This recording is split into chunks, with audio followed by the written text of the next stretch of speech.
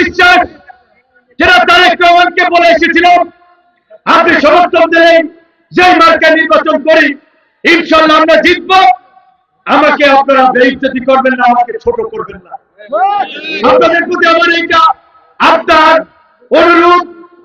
আমরা গত 1 বছরে যা করতে পেরেছি, আগামীতে বিএনপি সরকার গঠন করলে তারেক রহমানের কাছে এই এলাকার মানুষের জন্য কিছু করার জন্য আমার কোনো ভায়া ভয়া মাধ্যম লাগবে না, নাকি সেটা দেখেছেন? কাজে আপনাদের প্রতি অনুরোধ করব, আগামী 12 তারিখ সকাল সকাল ভোট কেন্দ্রে গিয়ে ট্রাক মার্কায় ভোট দিয়ে ফলাফল গণনা না হওয়া পর্যন্ত কেন্দ্রে অবস্থান করবেন।